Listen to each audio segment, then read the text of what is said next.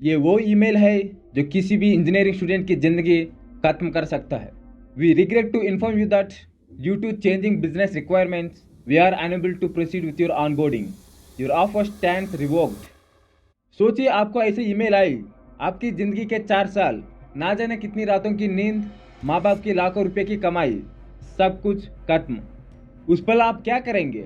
जब मैंने अपने दोस्तों के साथ ऐसा होते देखा, मुझे एक ऐसी चीज़ दिखी जिसने मुझे डरा दिया। वो बोल भी नहीं पा रहे थे, घंटों तक बस स्क्रीन को देखते रहे। उनकी आंखें सब कुछ बता रही थी। एक ऐसा दर्द, ऐसा स्ट्रेस जो शायद ज़िंदगी में पहली बार महसूस हुआ होगा। और एक इसी स्टूडेंट के लिए ये दर्द कुछ अलग ही लेवल का होता है। जहाँ सीएसई और आईटी के स्टूडेंट्स सिर्फ एक चीज़ पर फोकस करते थे, हम दो जगह लड़ रहे थे।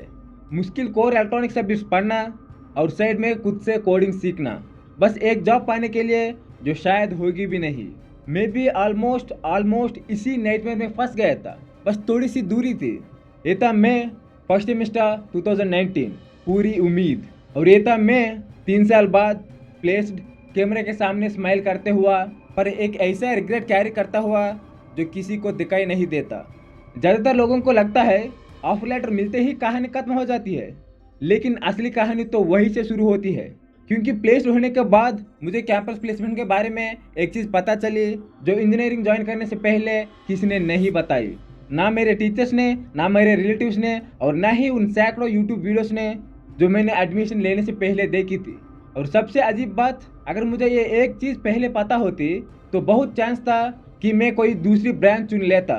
इसलिए नहीं कि इसी कोई खराब ब्रांच है, बल्कि इसलिए क्योंकि किसी ने नहीं बताया था कि कैंपस प्लेसमेंट्स असलियत में काम कैसे करते हैं। अगर आप अभी सीएसई, आईटी और ईसी के बीच चूज कर रहे हैं, तो आप वही डिसीजन लेने वाले हैं जिसने मेरी ज़िंदगी के अगले 4 साल बदल दिया। क्योंकि जो मैं बताने वाला हूँ वो किसी कॉलेज ब्रोचर में नहीं लिखा होता। ये सिर्फ तब दिखाई देता है जब प्लेसमेंट सीजन शुरू होता है। चलिए नंबर से शुरू करते हैं। मेरे कॉलेज में हर साल कैंपस प्लेसमेंट्स के लिए कम से कम 400 कंपनीज आती है। मेरी बात याद रखें, कम से कम 400। मैं 100% श्योर हूँ क्योंकि मैंने खुद काउंट किया है। पर प्रॉब्लम यह है, मेरे कॉलेज के दो अलग अलग रूल बुक्स थे, एक सीएससी और आईटी स्टूडेंट के लिए और एक ईसी स्टूडेंट्स के लिए। ये ट्रैप कैसे काम करता है सुनिए। प्लेसमेंट सेल के पास एक इंटरनल फ्रीज पॉलिसी होती है। जब कोई सीएससी या आईटी स्टूडेंट प्लेस हो जाता है, उसका नाम एक्टिव रहता है, वो अगली कंपनी के ड्राइव में बैठ सकता है। और उसके बाद मैंने खुद देखा है उन्हें 4, 5, 6, 7 ऑफर लेटर्स कलेक्ट करते हुए, जैसे कोई गेम खेल रहे हो। Multiple offers, multiple backups, choose करने की पूरी आज़ादी। पर जिस पल आप किसी एक कंपनी में सेलेक्ट हो जाते हैं, किसी भी कंपनी में, आपका नाम फ्रीज हो जाता है हमेशा के लिए। आप किसी और टेस्ट में नहीं बैठ सकते। और जो बात सच में आपको तोड़ देती है वो ये है, आप नो नहीं बोल सकते। चाहे पैकेज कम हो, चाहे रोल वो ना हो जो आप सच में चाहते थे। एक बार सेलेक्ट हो गया, लेना ही पड़ेगा।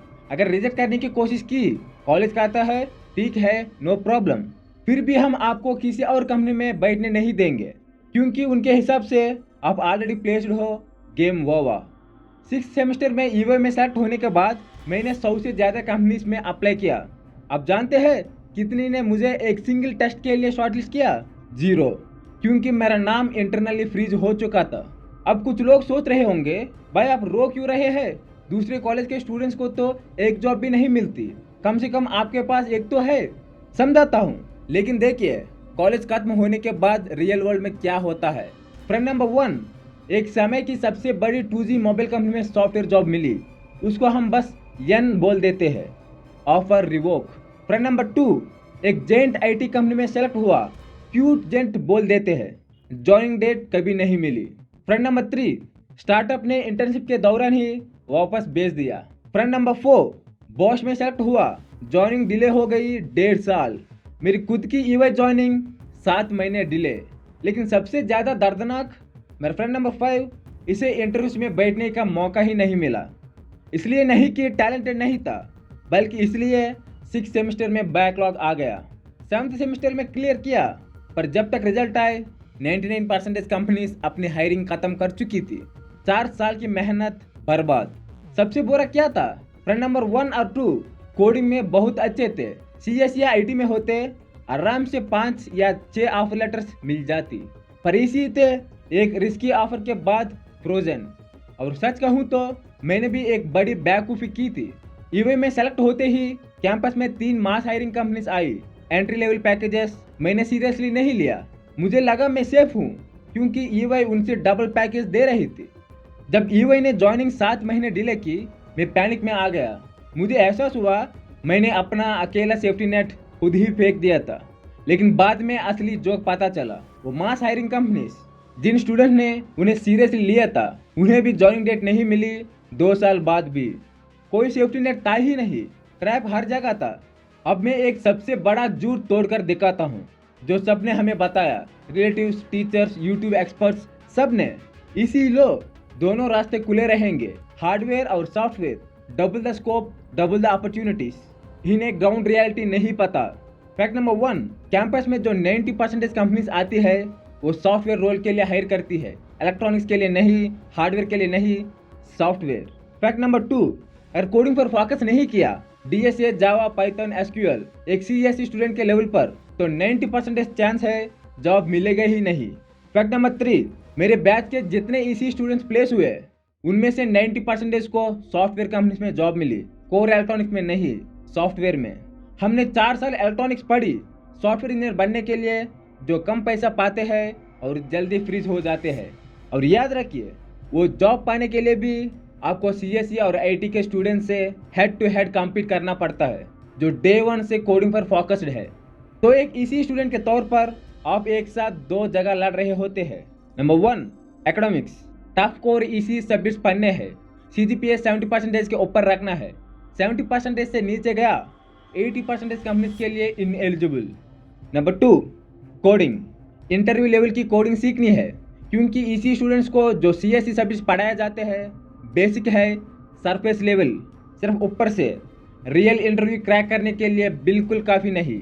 और सबसे डरावनी बात, अगर कोडिंग पर ज़्यादा फोकस किया और 6 सेमेस्टर में एक भी कोर सब्जेक्ट फेल हो गया, आप खत्म। कोई कंपनी बैकलॉग वाले स्टूडेंट्स को अप्लाई नहीं करने देती। 7 सेमेस्टर में क्लियर करो, रिजल्ट 2 महीने के बाद आते हैं और तब तक प्लेसमेंट सीजन पूरी तरह खत्म। तो अगली बार जब कोई बोले EC लो, स्कोप बहुत है, उन्हें एक चीज़ पूछिए, क्या उस स्कोप में ये रूल भी है जहां एक ऑफर के बाद चूज करने की आज़ादी खत्म हो जाती है? क्या उसमें ये रिस्क भी है कि मेरा ऑफर रिवोक हो जाए, जबकि मैं अपने CSE दोस्तों को 5 ऑफर लेटर सेलेक्ट करते हुए देखूं? इन 4 सालों में जो मैंने देखा, सीखा और झेला, अगर मैं वापस जाकर अपने पुराने खुद को कुछ बोल सकता तो ये 3 बातें जरूर बताता। नंबर 1, EC तब भी ले अगर जेन्युइनली इलेक्ट्रॉनिक्स में प्यार हो, सर्क्यूट्स, हार्डवेयर, एम्बेडेड सिस्टम्स। अगर यही पैशन है, वर्थ इट है। पर ये मान लीजिए स्टार्टिंग में पैकेजेस कम होंगे, ग्रोथ स्लो होगी। नंबर 2, अगर गोल है सॉफ्टवेयर जॉब, अच्छा पैकेज, स्मूथ पाथ, तो CSE या IT चूज करें, वह बहुत कम दर्द के साथ पहुंचेंगे। नंबर 3, 2 दरवाजे खुले हैं वाली बात में मत आइए। रियलिटी में 90% EC स्टूडेंट्स के लिए सिर्फ एक दरवाजा होता है, और उस दरवाजे पर CSE और IT स्टूडेंट्स भी खड़े होते हैं 4 साल की हेड स्टार्ट के साथ। समझदारी से चुनिए, इस ट्रैप में मत फंसिए। अब अगर आप ये वीडियो देख रहे हैं और आपने पहले ही EC चुन लिया है या आप अभी इसके बीच में है, पैनिक मत कीजिए। रास्ता मुश्किल जरूर है पर नामुमकिन नहीं। मैंने हर उस ट्रैप को फेस किया है जिसके बारे में मैंने अभी बताया, और मैं सर्वे किया सक्सेसफुली। पर EC प्लेसमेंट ट्रैप से सर्वे करना, ये तो कॉलेज में मेरा सबसे बड़ा चैलेंज था ही नहीं। अगली वीडियोस में मैं आपको बताऊंगा वो असली वजह कि एक तेलुगु लड़का आंध्रा से पंजाब तक इंजीनियरिंग करने क्यों आया, और कैसे मैं इतने बड़े कैंपस में सर्वे किया जहां मैं अकेला तेलुगु स्टूडेंट था बिना हिंदी बोलना जाने।